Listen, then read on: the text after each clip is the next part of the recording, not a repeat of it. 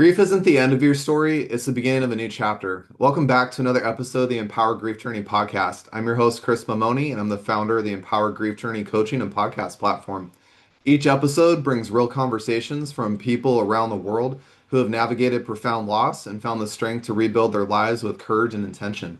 Together, we'll explore what it means to move from survival to integration, to reclaim your identity, and honor your grief journey and create a future grounded in resilience and purpose. Walk with us as we transform grief into growth, one story at a time. Before we introduce today's guest, I want to invite you guys to head over to empowergriefjourney.com where you can explore the past podcast episodes, grab your copy of the Empower Grief Journey book, and book a free grief clarity call to begin your own Empower Grief Journey. Today, I have a special guest with us. She is part of a club that I always say we don't always want to be a part of, but it's a club that we find very, very good people with a heart-centered focus. Today's guest is Lori Layne. She's an author, speaker, and founder of the Lane List Traveled. Lori's life was profoundly shaped by a high-risk pregnancy and the loss of a child and a long NICU journey. Out of that season, she built a growing ministry where she writes multiple devotionals, speaks at conferences and churches, and hosts a podcast encouraging women in grief, motherhood, and life's hardest seasons. She's been married to her husband for 10 years, and she's a mom of three surviving children and lives in Virginia. Her message centers on finding strength, purpose, and hope, even in the most difficult of places. I'm excited to talk to Lori today, and you guys are going to enjoy this episode because, as lost parents, we are in a unique part of life. And like I said, it's part of a club we don't want to belong to. But in this club, we find people with lots of empathy, kindness, compassion, and love for those of us who have lost a child. So if you are navigating that journey, listening to this episode, just know this is going to be a powerful moment for you guys. So without further ado, Lori, welcome to the podcast. Hey, Chris, thanks so much for having me. Likewise, and I'm really excited to talk to you. You have a very powerful story, and I'm going to let you share that with the listeners here in a minute. But tell us a little bit more about yourself. Yeah, so I'm Lori Layne. I'm a mom of three living children. We have lived in Virginia for my entire life, all around Virginia. We live in the Charlottesville area now. Been married for 10 years, and I have this new found ministry that I have taken on after the loss of my daughter in 2024 called the Lane List Traveled. Kind of as you said, it's never somewhere you want to be, but here we are sitting, and you have to make beauty from ashes and go forth and help the next person that could possibly be walking in your shoes.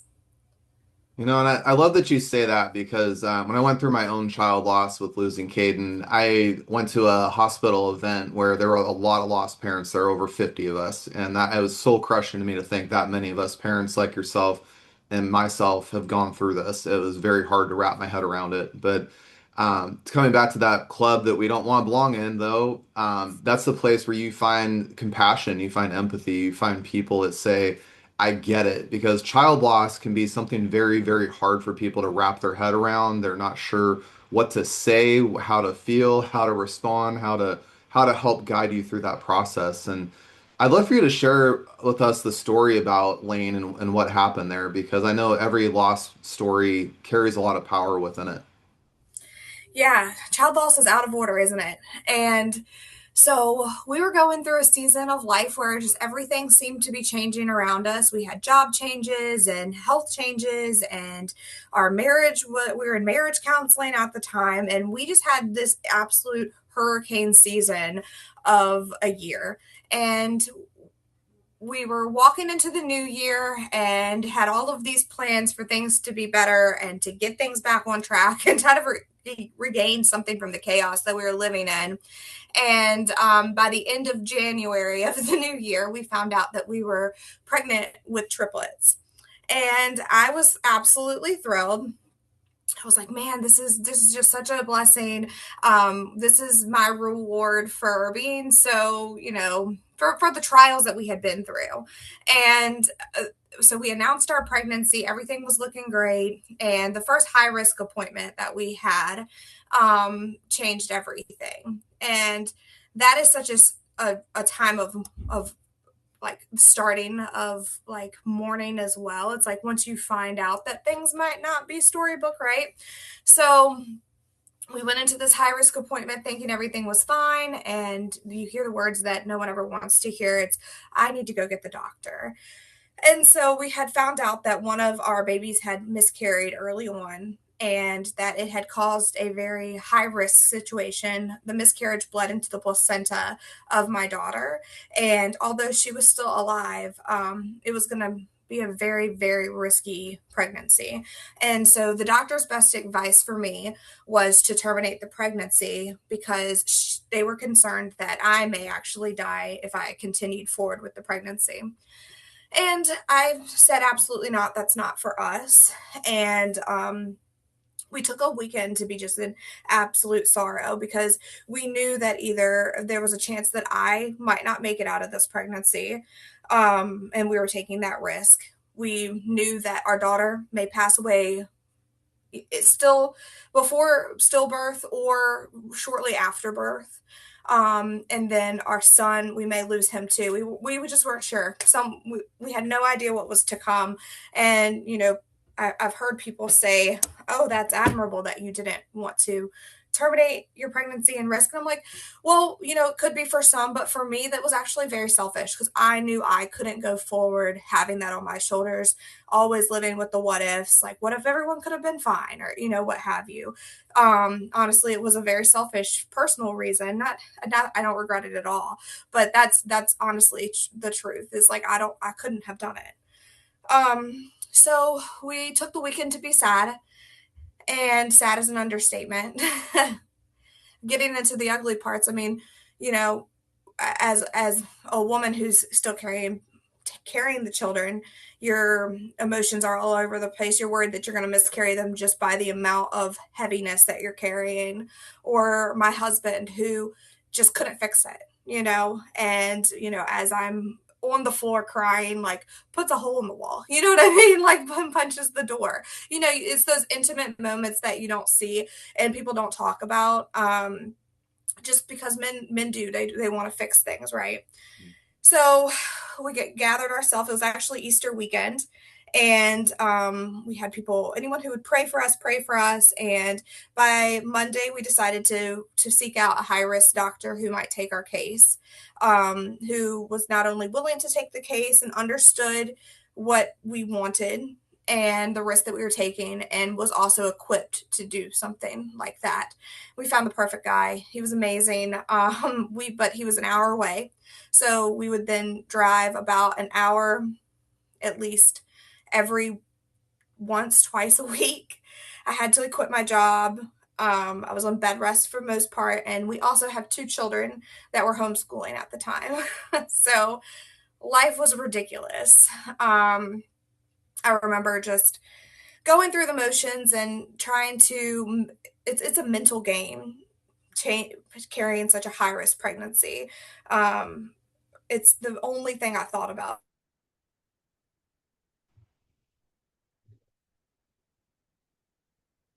Thing and everything to possibly, make sure that everyone got what they needed.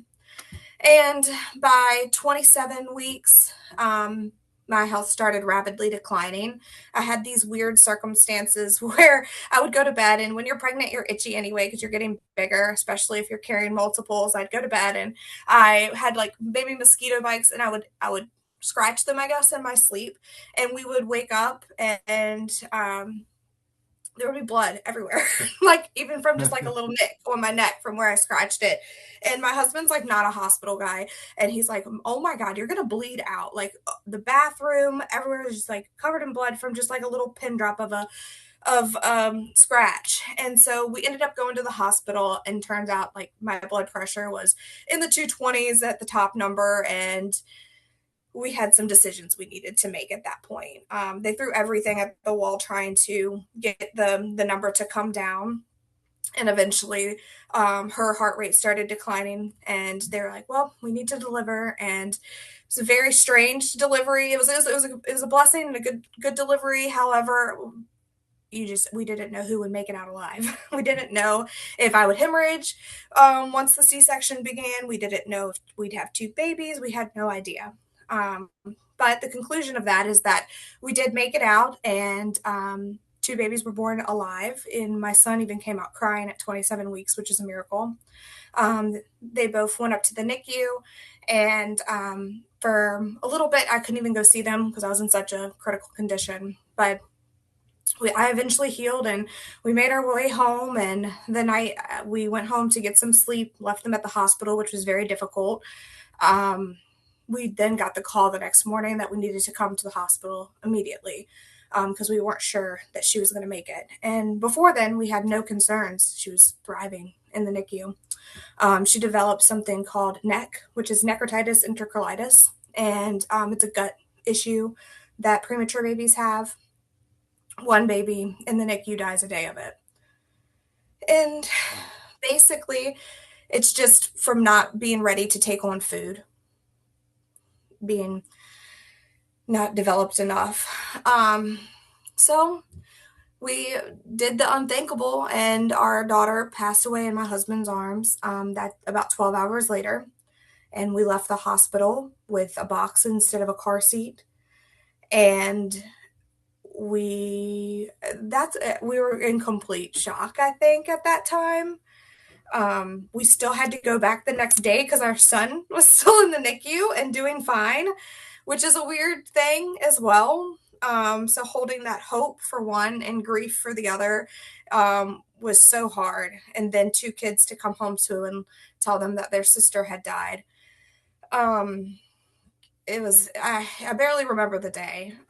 We did really weird things like we took our kids to their swim meet, and someone came up to we hadn't told anyone that she had passed away, and they came, oh, how's the twins? I was like, oh, she died last night or died this morning. They're like, why are you here? I'm like, I don't know. Like, we don't know, we're just here, we're just doing things, because life doesn't stop, especially if you have, I mean, life doesn't stop for anyone. It's when medical crisis happens and grief happens, people still have jobs and other children, and you still have to keep moving forward. And a lot of times I'm grateful for that, but in other ways, you do crazy things. You brought up something really interesting to me because I can relate to your situation of having to go home without a child. I can relate to that big time. But going back to the hospital, that's something not a lot of lost parents talk about that is part of our journey. And it's very traumatic going back to the hospital after something like that. Your brain is on some other planet and you're in this weird state of sadness and loss and anger and confusion and not understanding why something happened or thinking there was something you could do to change the circumstance. It's such an array of emotions you feel in that moment. How did you and your husband handle that on that going through that situation? Men and women grieve so differently. And if you're going through grief with a partner right now, just any partner really, even if, um, even if it's like a grandparent situation, people grieve so differently. And I think that you have to have grace for both. As a, let me think about this for a second, how I want to word this. Each person is going to walk through a different reality, the same experience but in a different reality, and there is space for both, and you have to have grace for both, and each of you are going to have different reactions, and each of you are going to have different crosses to bear, and things that came up for my husband that he has to walk through every day or think about when he does think about this stuff. Um, that's that's his cross, and I have my own that he never thinks about. And so I was very angry when they told us that there was nothing else can he do. It was like anger flew through the door and like just hit me in the chest. I was so mad, and he was the exact opposite. He was he we we switched personalities almost, and thank God for it, because we probably wouldn't have gotten through it if we hadn't. He became extroverted and wanted to communicate with people, and I came reserved and didn't want to talk to anyone.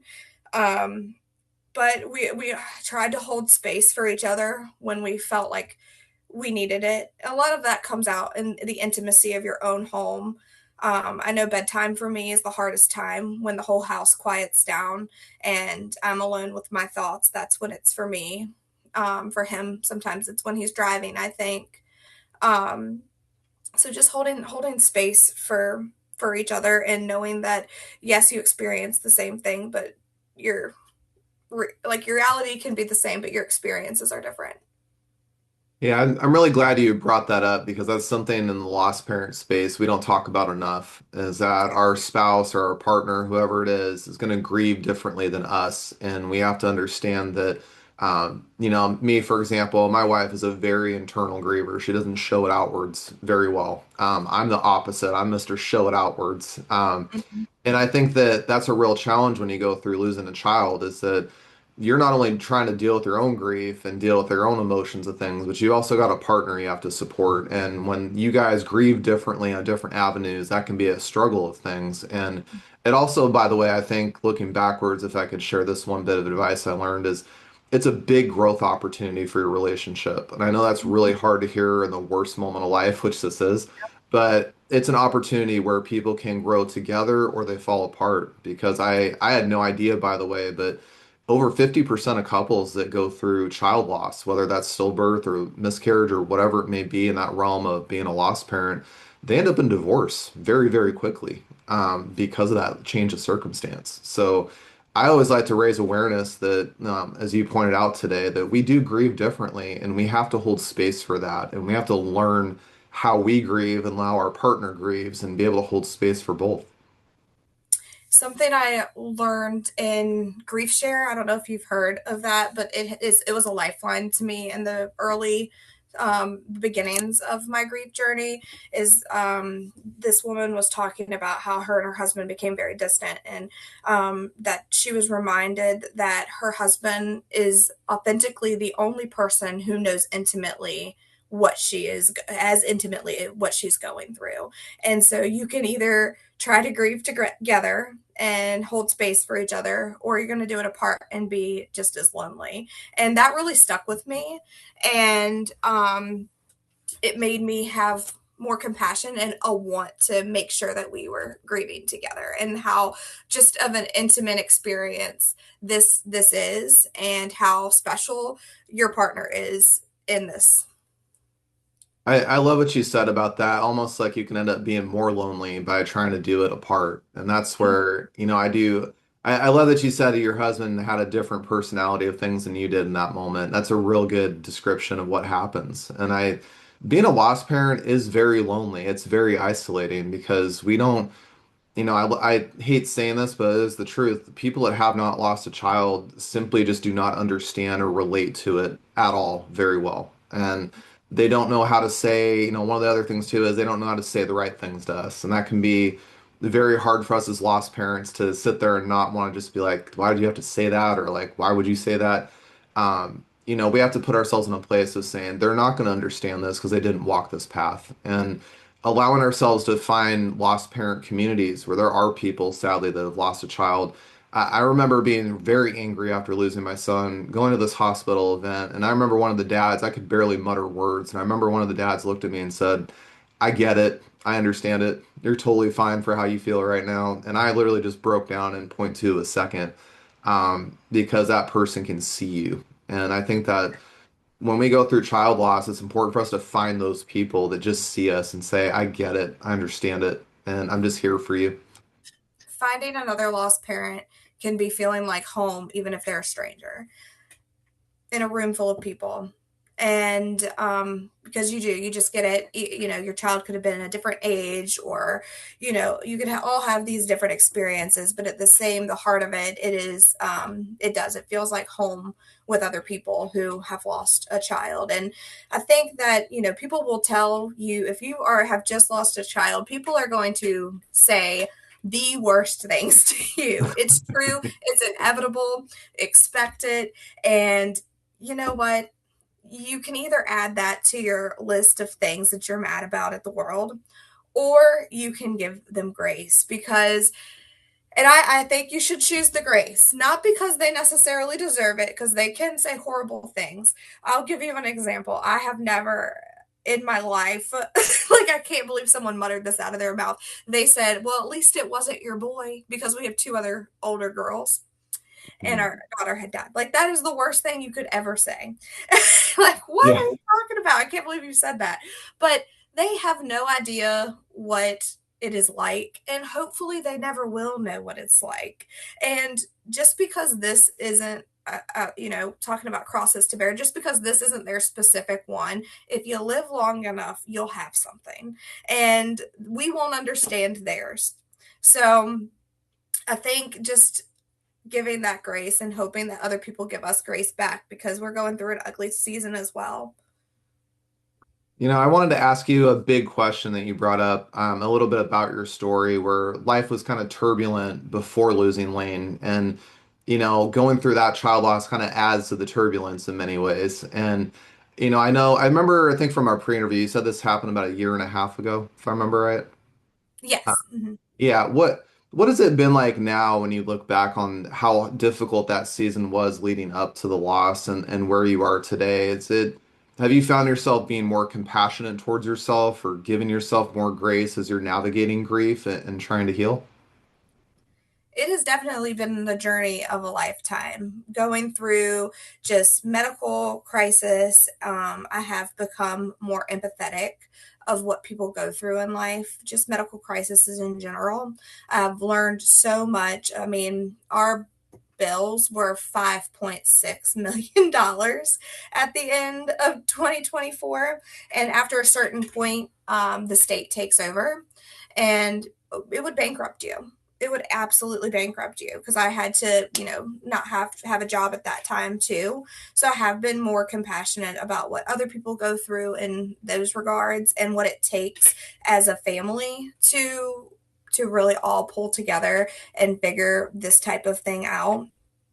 I have learned to be more empathetic with people who aren't necessarily as equipped to these things. Um, I have a really great support system, and I've had a lifelong journey of faith. And I really do believe that as hard as these seasons have been, I was equipped prior to handle them in a good way because I told you in our introduction call, it would be really easy never to get out of bed and to be an alcoholic. Like, this would be easy. And without the right tools, you could get there easy. That's the easy path. But That I think that it's so important to make sure that if you do not have the tools and you're not feeling confident with the next step, that you seek them. Just putting one foot in front of the other, even if it's little things like going to a grief share group, calling you, just reaching out to people, trying to claw yourself out of the tunnel because that's what it's going to take, unfortunately. But you're worth it. I'm really glad you said that because that's something that I've come across talking to lost parents, and you said it very well. It's very easy going through child loss to destroy yourself. It's very easy to do that, and that doesn't take a lot of effort. But what does take effort is healing from that. And I'm not a big fan of the phrase that's out there in the healing communities, grief communities about fully healing. I don't believe that exists for child loss. I'm not a big fan of saying that. I do believe that healing is a journey for us. I don't think there's an end date or an end destination of things, but it's a path and a journey we're going to walk through life. And something that I can say, it's a hard one because there are days where you feel normal. You feel like every day goes on for whatever normal is for you. And you kind of sit there in the back of your head sometimes and go, am I really okay today? This is kind of weird. Like, why am I happy? Why am I smiling? Why do I feel okay? And then you're gonna have days where it hits you like a freight train. Like you talked about anger just like flying at you 100 miles an hour. You have those days and it kind of goes like this constantly. And that first year is really like that. And I try to tell lost parents that have just lost a child, the first 12 months is going to be brutal. Be kind to yourself because it will hit you like a freight train when you least expect it. And the only thing I can say is have grace for yourself. If you can't go to work that day, you can't. It's just what it is. Mhm. If you can't stop crying one day, there's nothing wrong with you. You're not broken. You don't need to be fixed. That's part of the process. And I say all these things dramatically to say, give yourself that chance, give yourself that opportunity to just be where you are. You don't need to be anything other than that. Because I think society puts so much pressure on us to just it's a thing that happened in the past and, can't change it. So we got to move on and we got to get forward. And we skip over what grief is really trying to teach us. And I think in many ways, grief is really a chapter of our life where we step into who we're becoming. And it's a messy process, but it leads us to do new roads. What has the healing journey been like so far for you and your marriage, and you now are starting your ministry? It sounds like there's a lot of things that have changed that have come out of this loss for you. Yeah, so first I was very angry, and I still can get into that place very quickly. I don't, if I'm honest, I don't think this world is very just. And I agree. it's something that I struggle with a lot. Um, yeah, just the injustice of it all. And I struggle with what I deserve, because I felt like I deserved to keep both of my children. And that's an ugly one. That's something I'm still struggling with. But as time went on, as you go through those first holidays, those first moments, the grief will start ambushing you less and less.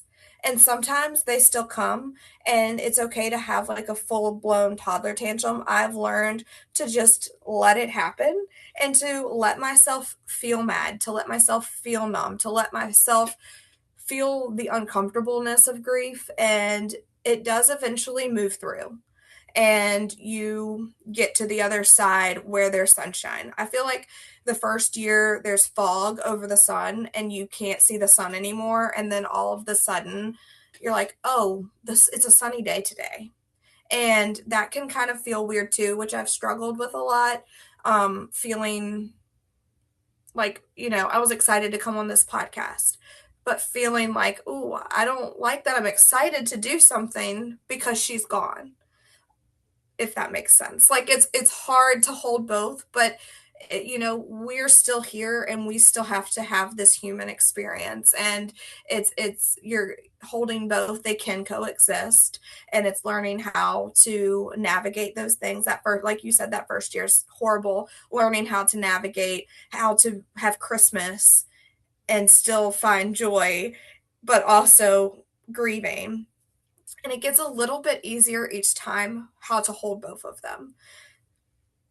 I think that's very, very well said. That first year is I like to call it the stumbling year. It's kind of where if you've ever watched people run downhill in a race, for example, some of them flip head over heels all the way down the thing. They get busted and broken, and that's what the first year of grief is after child loss. It's ugly, and those holidays, by the way, they hit very hard. I know for me personally, 'cause I lost my son in September.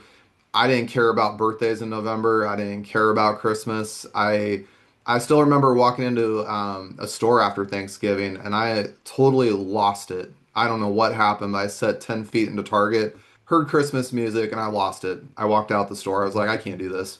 And it was the first year I've ever felt so shut off from the normality of things. And so many people didn't understand that. And I said, I don't care if you don't understand it. I don't, because I'm not crazy for thinking this. I'm not crazy for feeling this. And, when it comes down to children, like you brought up a good example, we still have to live this human experience. Well, our child should be here on Christmas. Our child should be here on their birthday. Our child should be here on Easter. Our child should be a part of our life. We should be something different because our child's here. And as lost parents, that's why I say sometimes losing a child feels like a punishment, and it does. We always have to live in that place of what if? What would this be like? What would this feel like? Who would we be? Our punishment is always the what if question, and it's always going to be there, and it doesn't go away over time. I know it's going to be 4 years for me. I still ask those questions. What would my kid be like at 4 years old? Who would I be right now? And that's why I think giving lost parents grace is such a huge, huge thing that I'm trying to raise awareness of, because we don't get to walk away from it. We don't get to get over it. That doesn't exist. Um, I feel like before I was a lost parent, I remember looking at individuals in my life that I saw going through this. and thinking, man, how are they doing it? Like this, it is most people's worst case scenario. And so I feel like you get two reactions. You get the people who do chat and like try to help you and they're not helpful, or you get the people who are like don't want to interact with you anymore. And you know, I have grace for both of them because I probably would have been someone who would have been more pulled back because like you just don't know what to say or what to do. And but as a lost parent, I think it's important to meet other lost parents and educate ourselves on the grief process so that you don't think you're crazy. Because once I realized that the term grief ambush was a thing, I'm like, that's what I'm going through. Or just stuff like that. You're like, okay, I feel normal for this circumstance. That's great. And that's going to be so, so helpful for people. And I know you had asked about like my ministry. And so I started doing a legacy project in the lane less traveled. This is not a road many people walk down, that hence the name.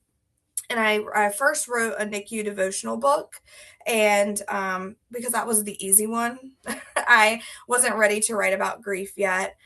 And then I did another grief devotional book, and I have just kind of sprung into a season of writing devotionals and talking and trying to tell our story. And I just remember feeling so isolated, and I don't ever want anyone else who's lost a child to feel isolated.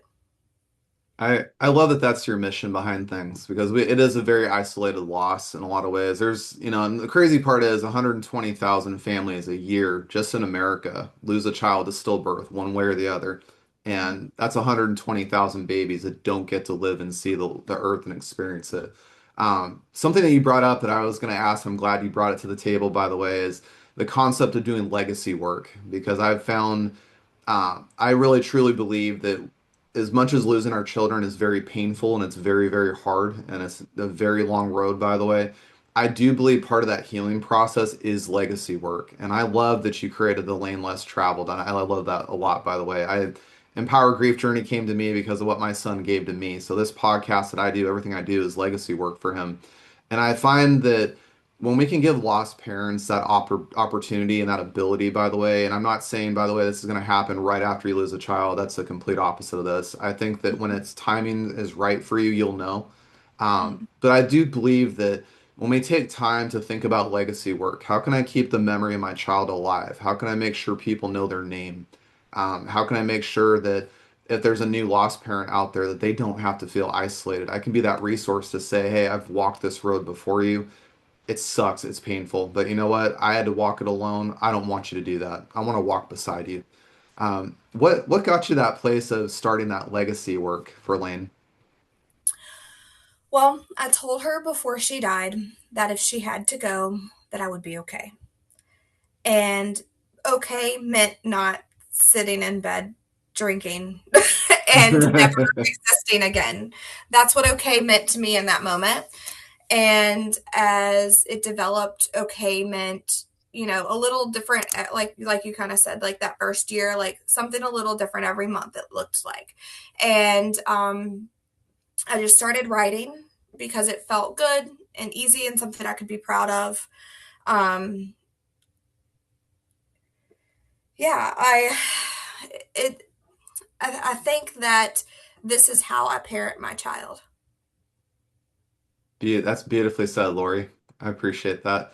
I think that's something that is very beautiful for lost parents. We don't get to parent in the traditional way sometimes, and there are people like you that have surviving children, but you always never leave that one child behind that's not here. And I think that framing that in a way of I'm still parenting my child, but this is what it looks like because they're not here, that is something lost parents need to hear. So I just really want to say thank you for saying what you just did. Of course.